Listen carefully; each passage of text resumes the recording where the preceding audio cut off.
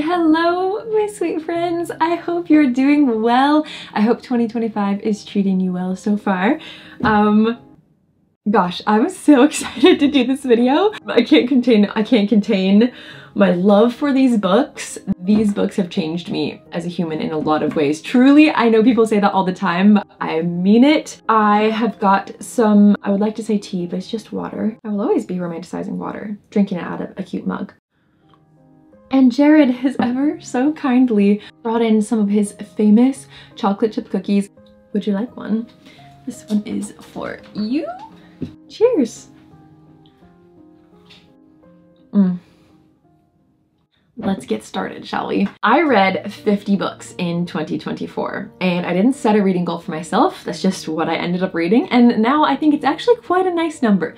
50 books, perfectly between 0 and 100, and it's just a nice number. I think it is less than what I read in 2023, but I really enjoyed savoring my books and really diving into them and taking days to read some of them, especially the longer books. These books have become my friends, and I also do want to say Jared will be joining me later in this video to give you his top books, and then we're both going to share ones that we are anticipating coming out in 2025. I'm gonna save my very top 3 for the end. Those are ranked in terms of favorite, second favorite, third favorite, but the rest of the list, there is no order. They're all equal. Starting with Ruthless Vows, which is the sequel to Divine Rivals. It's the first book I read in 2024. I read it like January 3rd and I read it almost all in one day. The series is, it kind of feels like it's set World War II or just before that, but it's fantasy. I love a historic fantasy. Give me a fantasy that's set in like the 1920s, 30s, 40s, or even 1700s, 1800s, but make it fantasy. I will eat it up. It's about these two reporters that are rivals and they end up going to the same location together. Our main character, Iris, writes a note to her brother who has been missing. She puts it under a closet door, and then the next day she gets a letter back, but it is not from her brother. It is from her rival, but she doesn't know that. So it's kind of a You've Got Mail situation where they start communicating. That is what I live for. And then there's also this kind of yearning and slow burn that we don't see enough in romantasy books, in my opinion. But if you want to go into a book for fantasy, I wouldn't necessarily recommend Divine Rivals for that. Go into it for the 1940s setting, the You've Got Mail inspired romance, slow burn, and incredible found family. Next, Heartless Hunter by Kristen Ciccarelli. The ending of this book, when I tell you, I almost threw it across the room. I was so mad, but it was so good at the same time. Just on a roll here with historical fantasy romance. This is set in the Victorian period. It's a witch and a witch hunter, but it didn't give me like autumnal fall witch. It gave more like socialite who attends balls and operas. It follows Rune, who is a witch, but witches in this society are completely frowned upon. They're actually illegal in a sense. Like if they find out that you're a witch, you're done for. But she uses her powers at night to go hunt down bad people. She actually goes out and saves other witches. And during the day, she pretends to be this socialite who's kind of airheaded. She doesn't know much, right? She's just a pretty face. That's her facade. She decides to throw the witch hunters off her scent by dating a witch hunter named Gideon. However, Gideon absolutely loathes everything that Rune is and represents, and he spends his days, as I said, hunting witches. Gideon learns that there's this person that goes by the Crimson Moth who has been smuggling witches out using these merchant ships, and Rune is connected to these ships. So he pretends to fake date her to get information about these merchant ships while she's pretending to fake date him. So it's kind of like a How to Lose a Guy in 10 Days situation here. This is a book that will keep you on the edge of your seat. My dad read it because he saw me talking about it in a video and he read it and he loved it. I think he said this was in his top books of the year. So if you're a dad, if you're a guy, if you're a cozy dude, well, this isn't necessarily cozy. If you're a fantasy person at all and you like fast-paced books with endings that will rip out your heart, but the second book, and it's only a duology, comes out at the end of January, so now is the perfect time to read Heartless Hunter. It's so good. It's so good, you guys.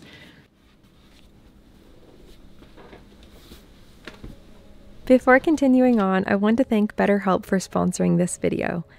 Just like choosing a good book with characters that will become friends and adventures that whisk me away to far-off kingdoms, choosing to take care of my mental health is something I've been intentionally choosing to do every day. I think we can all agree that at the start of a new year, it can bring a lot of pressure, especially the pressure to make dramatic life changes or reinventing ourselves or having everything figured out right as the new year is beginning. We do have some big changes that are coming up at the beginning of this year, and it feels exciting, but also overwhelming. There's a lot to get done, and I find it's easy to be hard on myself, feeling like I'm behind in preparations, disorganized, and just not at all ready. But I know that all of these feelings and emotions are only capable of holding me back. For me, therapy has helped me navigate these emotions. Having the tools to transform my fear and anxieties into an action plan with steps that feel doable instead of daunting has completely changed the experience. The new year is a blank space for you to write a new story, and BetterHelp makes it easier to get started. BetterHelp is fully online, making therapy more comfortable and convenient. How it works is you'll get connected with a licensed professional from a diverse network of over 30,000 therapists with a wide range of specialties to choose from. And what I love most is how convenient it is. You get started with a quick questionnaire, and within a couple of days, you'll get matched with a therapist who fits your needs. And if for any reason it doesn't feel like quite the right match, you can easily switch therapists at no extra cost. Whether you're struggling with the weight of expectations or just need someone to help you work through anxious feelings, BetterHelp is there to support you. You can start fresh any day of the year with BetterHelp. Click the link in the description or go to betterhelp.com/Desi to get 10% off your first month of therapy. Also, I just want to say that I am not the type of person that's going to say, these are the books you should read. Because I don't know you. I don't know what you should read or not. These are just my favorite books that I love, and I just love sharing that with you. You know, there have actually been a decent amount of times when I saw a book that had really low ratings on Goodreads and I didn't read it. And there were other times where I read a book, I rated it 5 stars and I loved it, and then I went and checked Goodreads and saw that it had a rating of like 3.2. And I was like, oh, maybe it wasn't good. But how crazy is that? To change like what I think is good based on what everybody else says? That's crazy. For example, that leads perfectly into my next book. There's actually 2, but they're by the same author, so I'm just gonna put them together. And that is the queen, the Taylor Swift of writing romance. And I stand by that. Jessa Hastings, Magnolia Parks, and Never. I have 2 editions of Magnolia Parks because I loved it that much. Got the brand new special cloth bound edition and the UK, that was the wrong, and the UK edition. This is Gossip Girl, but in London. This is toxic relationships, but it was written with magic, with some sort of drugs weaved into these pages, because that is not, like, if you told me, read Gossip Girl set in London, it's a very toxic relationship, you're gonna love it, I would have been like, what? You don't know me at all. But wow, did I surprise myself with these. I actually just picked them up because I had seen it going viral on TikTok and I was like, what is the hype about? I wonder if there's like a quote I could share that would express what I'm trying to say when I mean that Jessa Hastings writes the way Taylor Swift does so beautifully and poetically about love. Okay, this is a good one. Says, is this what I've been doing to her all these years? Is this how her chest feels? Because it feels like I've got a carpet burn inside my chest. A carpet burn is so painful, but saying that you have that inside your chest is such a beautiful way to say you're hurting and you're heartbroken. This weird slow sinking, like my ribs are collapsing in on themselves and that maybe I'm actually finally losing her. Maybe the ship's still not sinking. Maybe it's sunk. Maybe we're on a seabed now. Maybe the ship's wood is starting to rot and all the anchors in the world can't save us anymore. There's a swear word in this next quote, so I'm gonna change it so it's not swearing. But it says, because I love her in a final way. This unbeatable can't trumpet will always win out no matter what effed up kind of way. Like, I love her in a final, unbeatable can't trumpet will always win out way. I'm getting goosebumps. Romance about real people. And when I say real, I don't mean like they exist in the real world, but that they feel so real. They're so flawed. They have so many issues, but you love them despite that. And I think that's really beautiful and a really challenging thing to do in writing, to get your readers to fall in love with people that are so flawed and sometimes do awful things, but you love them despite that. I think that's so beautiful. But along with Magnolia Parks, I read Never, also by Jessa Hastings. And this is a Peter Pan inspired fantasy, but don't go in expecting Disney Peter. It is very much the J.M. Barrie Peter from the original book, Peter Pan. This book is etched into my soul. I think it was the writing, I think it was the setting, I think it was a mixture of everything that felt like this book was written for my soul. It follows Daphne, who has been waiting year after year. Her grandmas have been telling her that Peter's gonna come for her because they all went to Neverland with Peter. She's 17, about to turn 18, Peter finally comes. He takes her to Neverland, and it is a Neverland like we've never seen before. It is beautiful. There are the mermaids, there are the Lost Boys, there's a town where she meets Jameson Hook, Captain Hook's son. There are icy mountains and glaciers and so much magic. Oh my gosh. I have highlighted this book like none of my other books. So many notes on every page. The ending is a little bit tough, but I chose to focus on how I felt during the reading experience as a whole, rather than the way the ending made me feel.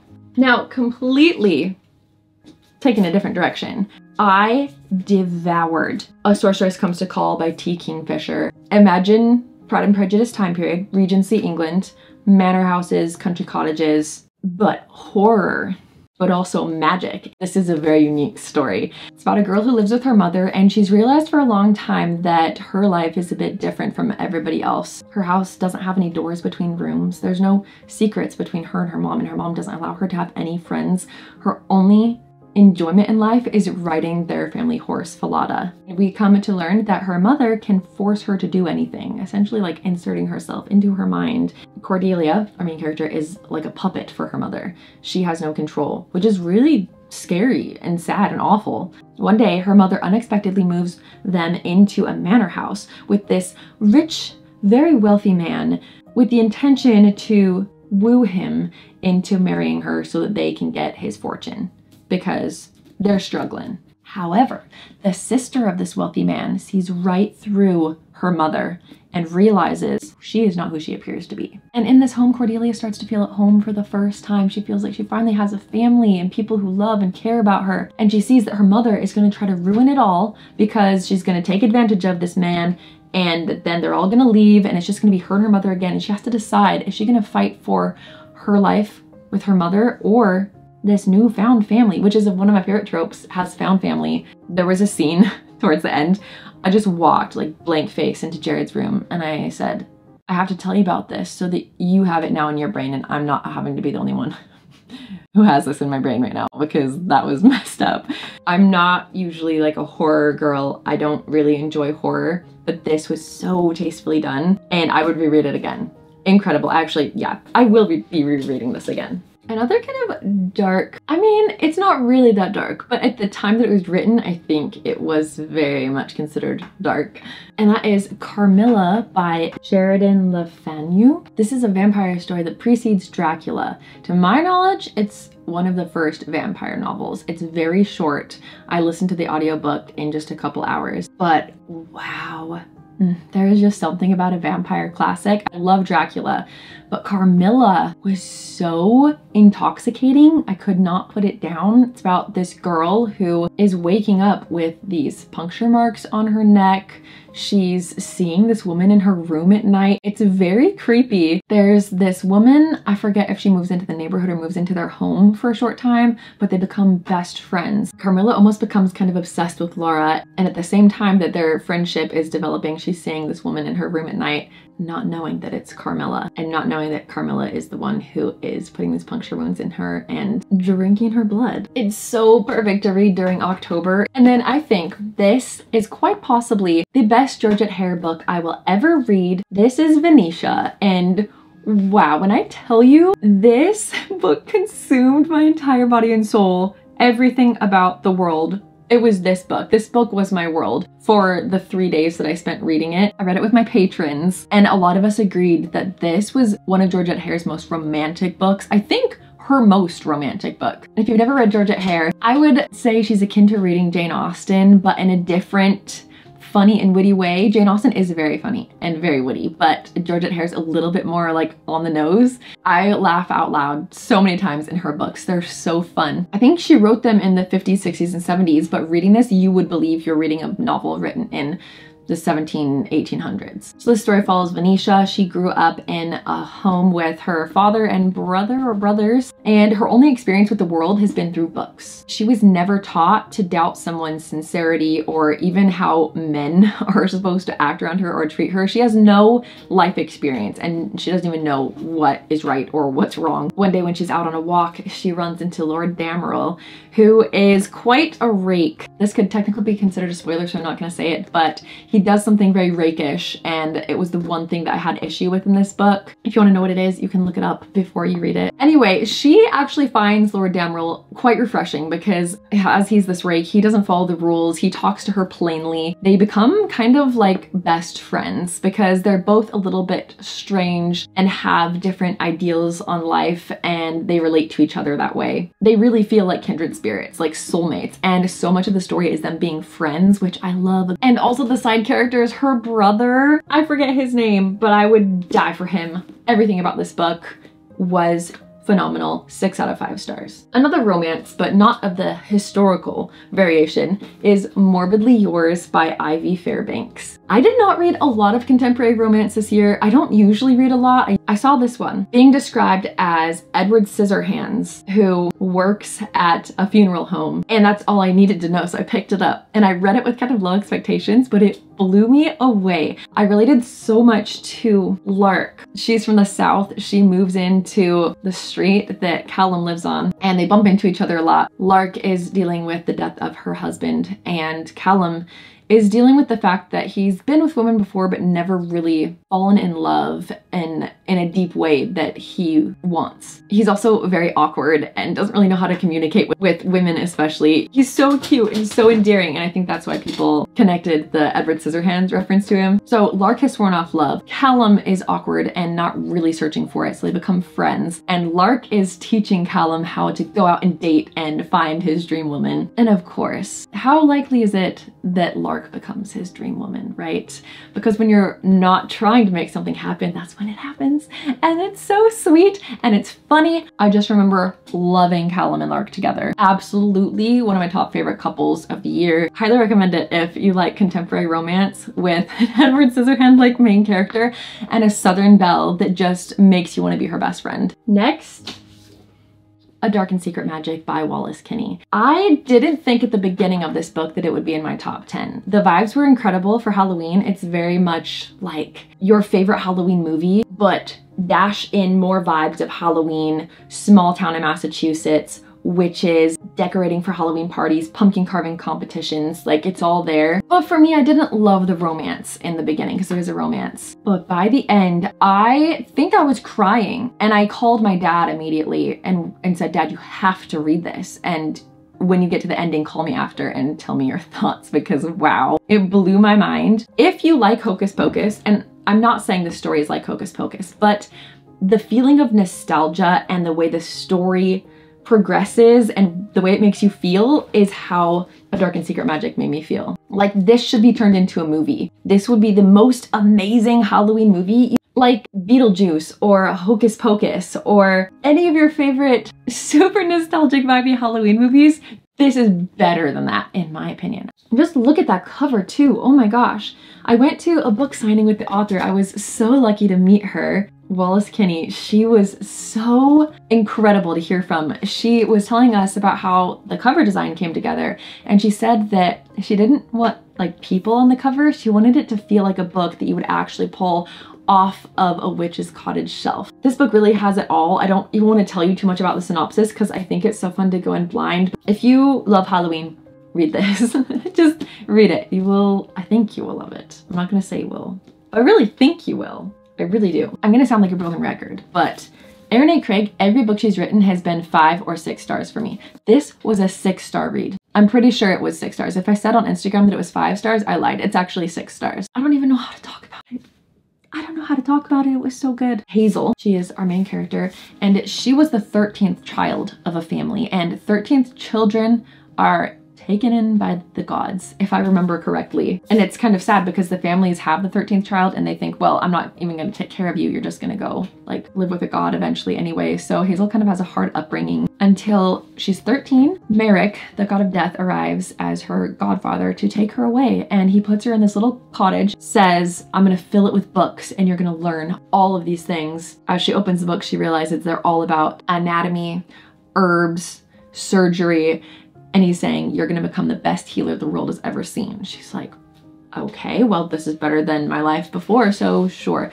So she spends years learning everything that she can. He comes back for her and says, with all of this knowledge, he blesses her with the ability to touch somebody and know exactly what the remedy is to heal them. And occasionally she can see when death has claimed someone and is tasked with ending their suffering, which sounds really bleak, and it kind of is, but it's also really beautiful. That sounds kind of weird to say. And as life would have it, she ends up at the royal court and becomes the healer for the king, which I love a good palace setting, being the healer in a palace. And this is where she meets Leopold, a very rakish prince with a disdain for everyone and everything. And that is where Hazel faces her biggest dilemma yet, which is, does she save the king that is marked to die? Or does she take it into her own hands and save him when he's already been marked for death? And if she did that, what would that mean? What would happen if she goes against death itself? Like, it's so thought-provoking, it's so good. The ending, I was weeping. And what's so unique about this story is it goes throughout her life. You see from when she's 13 until when she's elderly. Such a unique story that I don't think I will read anything like it again until her next book comes out, because she's just incredible. One of my favorite authors ever, ever, ever. Okay, now we are down to the top 3. Drum roll, please. You guys have heard about this one nonstop this year, so oh my gosh, I'm gonna fall off my chair. This is no surprise. The Kindred's Curse Saga by Penn Cole. Absolutely life-altering, earth-shattering. My life has changed for the better, for the good. I will never be the same person, and I don't know if I will ever find a series. This beat out ACOTAR for me. That's saying a lot. And also, our main love interest in here, Prince Luther. Rhysand from ACOTAR has been my #1 book boyfriend since I read ACOTAR, and Prince Luther replaces him. That is saying so much. I'm speechless. My brain has checked out. I love these too much. I don't know how to talk about them. Like Mr. Knightley from Emma when he says, if I loved you less, I'd be able to talk about it more. If I loved you less, then I might be able to talk about it more. That's how I feel about these books. Oh, I love them so much, but you don't want to hear me say that. You want to hear me tell you why they're so good, and I just... Look at how floppy they are. Can you tell I'm procrastinating talking about them because I don't know how? There's just so much that went into these. I don't even know where to start. I will just say, if you have read A Court of Thorns and Roses, I would say Throne of Glass, but I have not read that, so I can't compare. But books that give you the feeling of A Court of Thorns and Roses, which I know is a very widely loved series, this made me feel the way I felt when I read that series. I completely developed a new morning routine when reading these books. I had to read them every morning. I would go to my local cafe, get breakfast. I ordered like the same breakfast every day. I even got a specific candle and I carried it with me in my purse. Every time I read, I would like smell the candle or light the candle, and it was like a ritual. It was like a spiritual ritual because I was so utterly and completely consumed by this story. It follows Diem, who is a healer, which I'm finding is kind of a pattern. I like reading about healers. She lives in a village with her dad and her brother, and her mom has gone missing. She ends up becoming a healer in the court, in the royal court. I don't know what they call it because it's been a while since I read it, but there she meets Prince Luther. And let me tell you, this is the slowest slow burn romance. If you want romance in your book, but you want to bring back yearning and banter and like, I don't want to like you, but I'm starting to like you so much, but I don't want to, and I don't want to talk about it yet, so we're just going to ignore it for now and just continue being friends. Like, oh, but there's so much more than that. There's a griffin. I imagine it like a dragon, but I know a griffin is not a dragon, but I imagine it looking like a dragon. There's these trials. It kind of made me think of Hunger Games. That part was so good. I love a good games setting where they're fighting for their life and there's rounds and there's different challenges they have to go through. And oh, I don't know how to describe this. My brain hurts. Read it. Give it a try. This I think about still all the time, maybe every day, which is wild. Next, another series that I feel like changed who I am, and that is, I forget what the name of the duology is, but it's One Dark Window and Two Twisted Crowns. It's just a duology, so just 2 books. The covers are incredible. These are the special Barnes & Noble editions. And look at those sprayed edges. Wow, wow.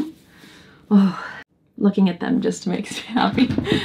These follow Elspeth, who has this voice inside her head that has been there since she got sick. I think it was, I don't remember if she got sick or not, but I think it's when she got sick. She gets this voice in her head and she calls it the nightmare because it will pop in and say things to her, and she has no idea where it's coming from, what its intentions are. She lives in this world that is trapped in this eerie mist, and in this mist, where it gets really thick and dense, there's dangerous magic. If you wander out into it, the magic claims you. One evening, she's walking home and she runs into a highwayman, and she notices something in his eyes. Let's just say her life takes a turn. She ends up joining this quest to cure the kingdom of this dark magic. And while on this quest, she realizes that this dangerous highwayman she ran into is actually the king's nephew, captain of this rebel group and guilty of high treason. What I love about this series is that the magic system is one of the most unique I've ever read.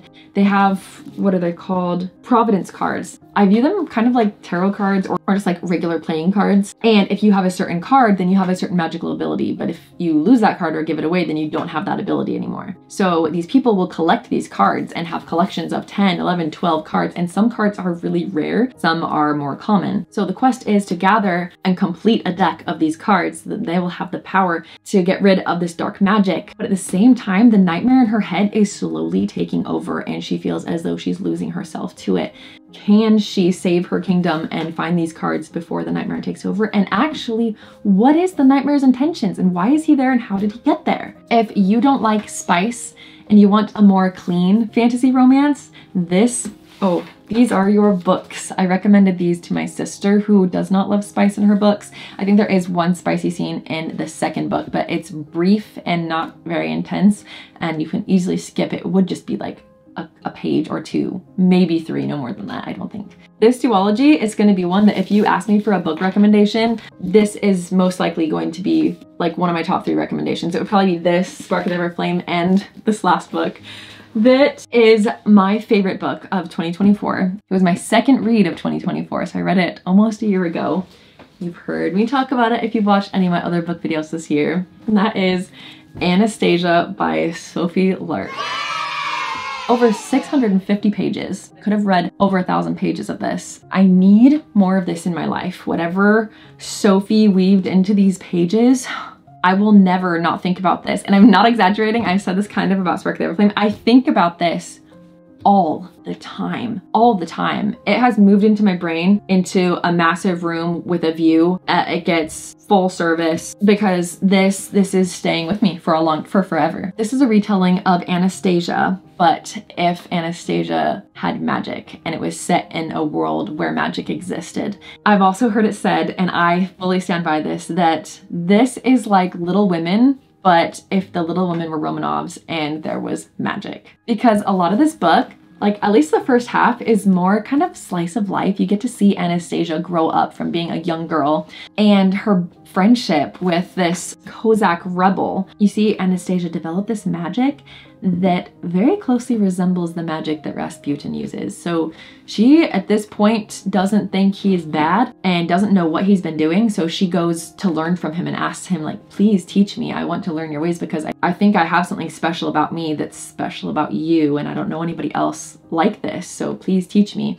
But at the same time, she has a brother, I forget his name, but he is getting sicker and sicker by the day. And there's something weird going on behind the scenes because they'll bring him back to his room. The doctor will come check on him, give him everything he needs, his fluids, his medicines, whatever. And then he'll wake up the next morning like completely white in the face, like he's being drained of life, and we don't know what's going on with her brother. I will say, check trigger warnings. There are some scenes in here that were quite devastating. There's just a lot to some of these scenes. It is open door, but out of the 650 pages, there's not a lot that are spicy, and I do feel like it was done very tastefully well because it builds up to it in a very natural way. It doesn't feel insta-lusty. It doesn't feel like it was put there just to be in the story. It feels very authentic to their relationship. So good, oh my gosh. So if you ask me for a book recommendation anytime for probably the rest of my life, this will be one of the very top books that I will recommend. And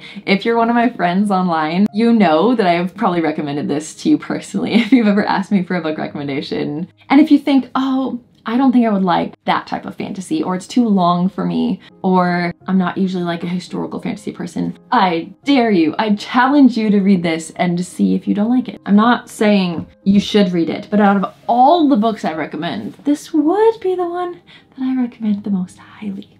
It's just that good. So those are my favorite books of 2024. I can't believe how lucky and blessed I was to have those stories come into my life and experience them in such deep and meaningful ways.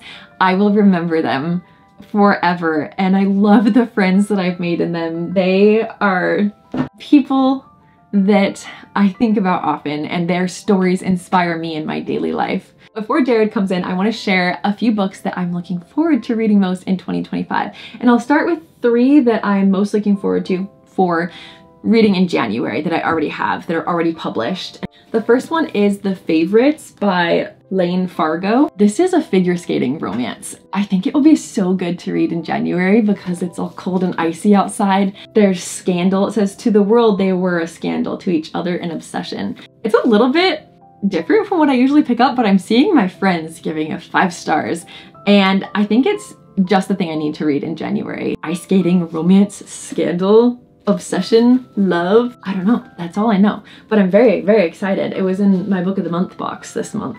Then, on a different note, I'm so excited to get to, this is called A Language of Dragons by S.F. Williamson. What I know about this is that it is set in 1923 London, another historical fantasy. There's an academia setting because our main character studies dragon languages. There are little tiny dragons who deliver the mail. There's a pink dragon in here. I think it's this one we see on the cover. It says, dragons soar through the skies and protests erupt on the streets, but Vivian Featherswallow isn't worried. She's going to follow the rules and get an internship studying dragon languages. By midnight, Viv has started a civil war. With her parents arrested and her little sister missing, all the safety Viv has worked for is collapsing around her. So when a lifeline is offered in the form of a mysterious job, she grabs it.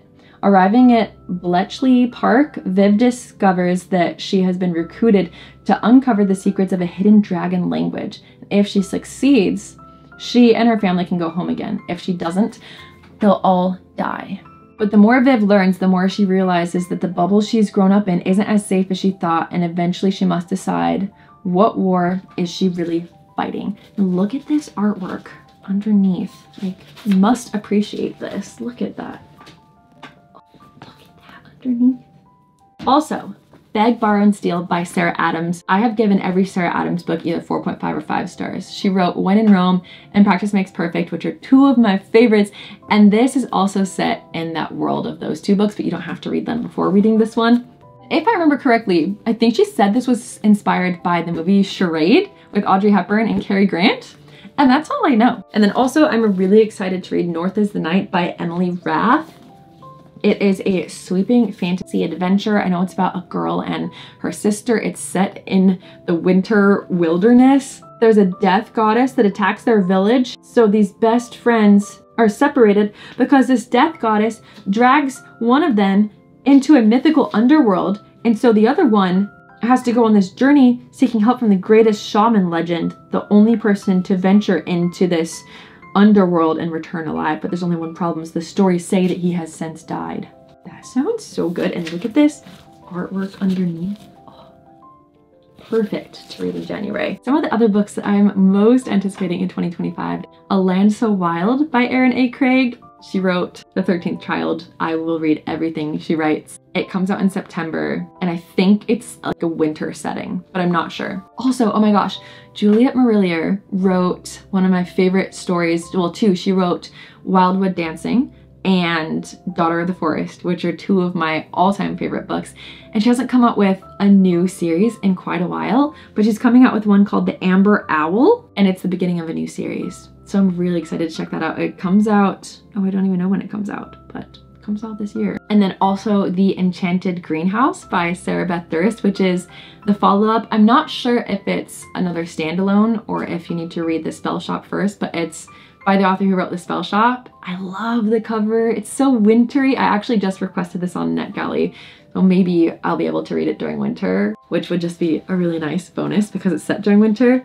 I don't know much about it, but I'm sure it's going to be extremely cozy, just like The Spell Shop was. And then maybe my most anticipated book is The Night and the Moth by Rachel Gillig, who wrote The One Dark Window and Twisted Crowns duology. It's her first ever adult book, and it's going to be a series, going to be historical fantasy again, and I'm so excited. I'm so excited. And the cover is so beautiful. The sun is setting, but it's actually getting quite cozy in here. So I'm going to bring Jared in so he can share his top books of 2024 with you. It's getting cozy in here. That's what I just said. He only has 2 physical books here, but you did read more. Okay, I read a lot of books, but some of them were on audio, so I don't actually have the physical copies. Let me just consult my list here. Top book of the year. Absolutely top of the top. Wind in Truth by Brandon Sanderson.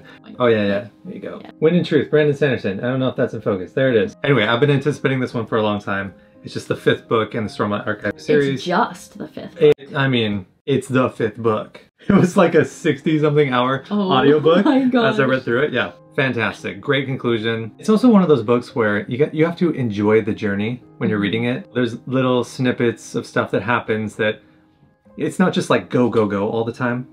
And you have to be able to enjoy that. Because if you prefer your books to be like drama, adrenaline, things happening all the time, then you might not like it. Yeah.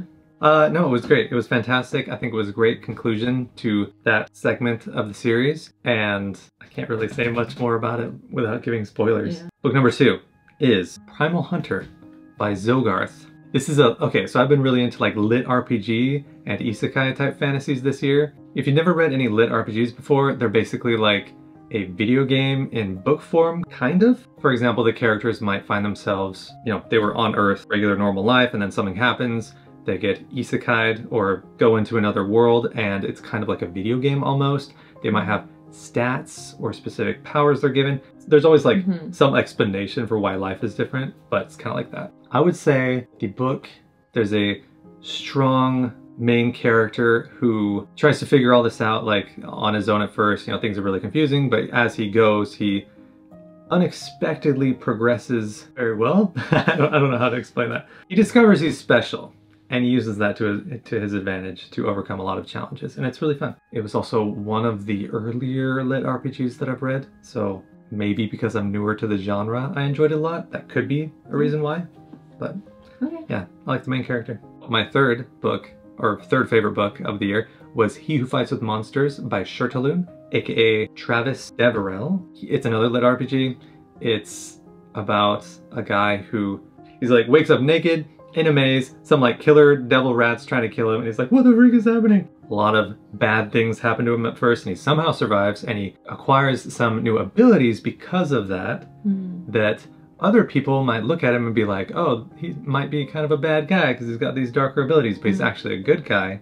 He finds civilization, makes friends, figures out how to live in this like alternate world or universe. That's kind of the start.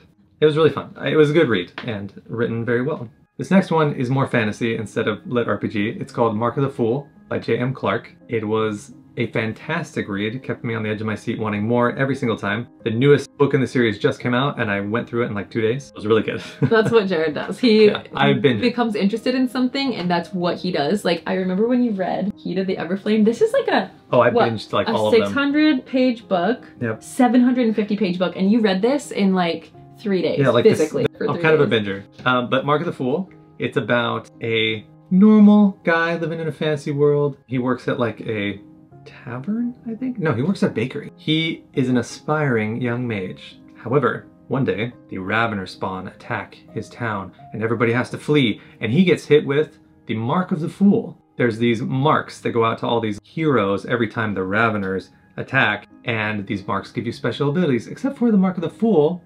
which makes it so you can't use any abilities, kind of.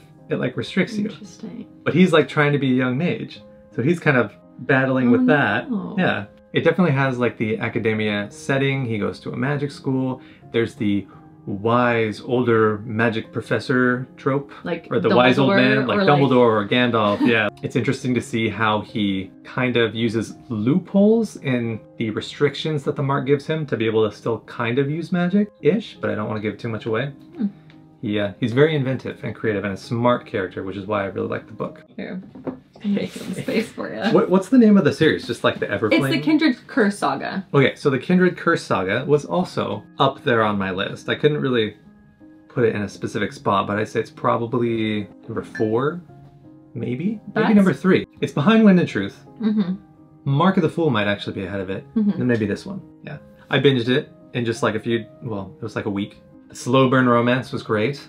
I did already tell them kind of what it was about, but I didn't do a good job. Maybe you could explain to them better what it's about. Oh man, where do I even start? That's what I said. It's like when you read Way of Kings, it's like, what is that about? There's so much. There's a guy, and there's a girl, and then there's these people. Bridge 4. Yeah. Oh man. This one I'm like, there's a dragon, but it's not a dragon. What's the name griffin, of it? Right? Am I wrong? No, it's not a griffin. It's I like said griffin. Gryvern. Gryvern. It's Gosh. a Gryvern. There's betrayal. Unexpected origins. Is that someone who grows up like Harry Potter? It's like he didn't know who he was, and all of a sudden, it's kind of like that.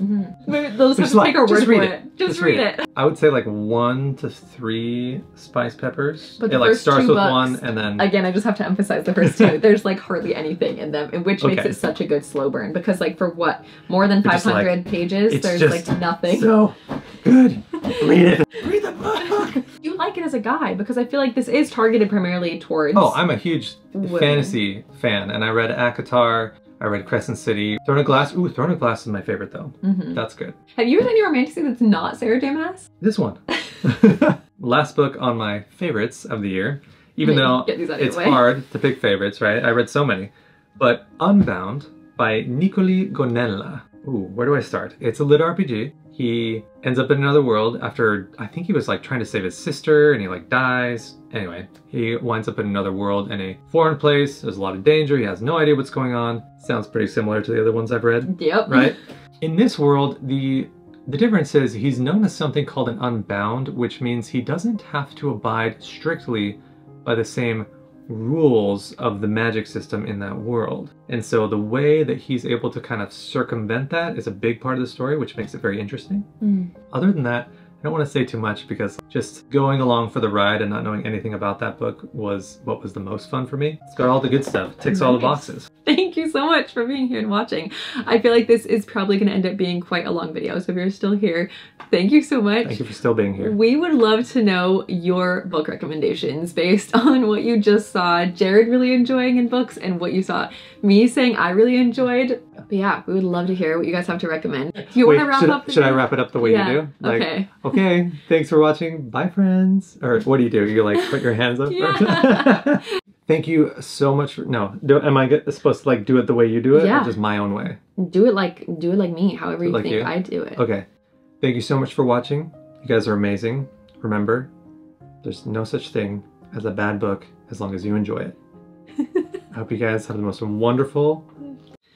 Are you laughing? No, you're doing so good. I was laughing because it's spot on. Continue. I hope you guys have the most wonderful reading journey in 2025. I know we will. Bye, friends. We'll see you next time. Do you want a cookie? Was it inspirational?